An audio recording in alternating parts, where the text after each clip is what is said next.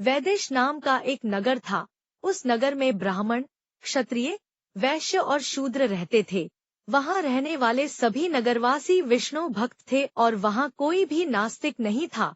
उसके राजा का नाम था चैत्रथ। राजा चैत्रथ विद्वान थे और वह बहुत धार्मिक थे। उनके नगर में कोई भी व्यक्ति दरिद्र नहीं था। नगर में रहने वाला हर शख्स एकादशी का व्रत करता था। एक बार फाल्गुन महीने में आमल की एकादशी आई। सभी नगरवासी और राजा ने यह व्रत किया और मंदिर जाकर आमले की पूजा की और वहीं पर रात्रि जागरण किया।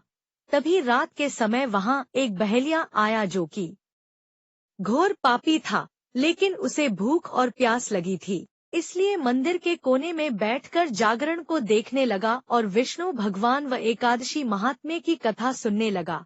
इस तरह पूरी रात बीत गई। नगर वासियों के साथ बहेलिया भी पूरी रात जागा रहा। सुबह होने पर सभी नगरवासी अपने घर चले गए। बहेलिया भी घर जाकर भोजन किया, लेकिन कुछ समय के बाद बहेलिया की मौत हो गई। आमल की एकादशी 2024, 20 मार्च को आमल की एकादशी। जानिए इस दिन आंवला पूजन का महत्व और कथा। हालांकि उसने आमल की एकादशी व्रत कथा सुनी थी और जागरण भी किया था, इसलिए वह राजा विदुरथ के घर जन्म लिया। राजा ने उसका नाम वसुरथ रखा। बड़ा होकर वह नगर का राजा बना।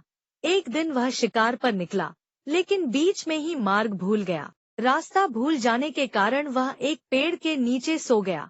थोड़ी देर बाद वहीं म्लेच्छ आ गए और राजा को अकेला देखकर उसे मारने की योजना बनाने लगे। उन्होंने कहा कि इसी राजा के कारण उन्हें देश निकाला दिया गया, इसलिए इसे हमें मार देना चाहिए। इस बात से अनजान राजा सोता रहा। म्लेच्छों ने राजा पर हथियार फेंकना शुरू कर दिया, लेकिन उनके शस्त्र राजा पर फूल बनकर गिरने लगे। कुछ देर के बाद सभी म्लेच्छ जमीन पर मृत पड़े थे। वहीं जब राजा की नींद खुली तो उन्होंने देखा कि कुछ लोग जमीन पर मृत पड़े हैं।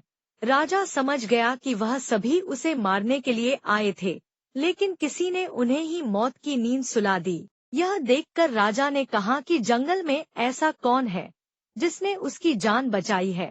तभी आकाशवाणी हुई कि हे राजन, भगवान विष्णु ने तुम्हारी जान बचाई है। तुमने पिछले जन्म में आमल की एकादशी व्रत कथा सुना था और उसी का फल है कि आज तुम शत्रुओं से घिरे होने के बावजूद जीवित हो। राजा अपने नगर लौटा और सुखीपूर्वक राज करने लगा और धर्म के कार्य करने लगा।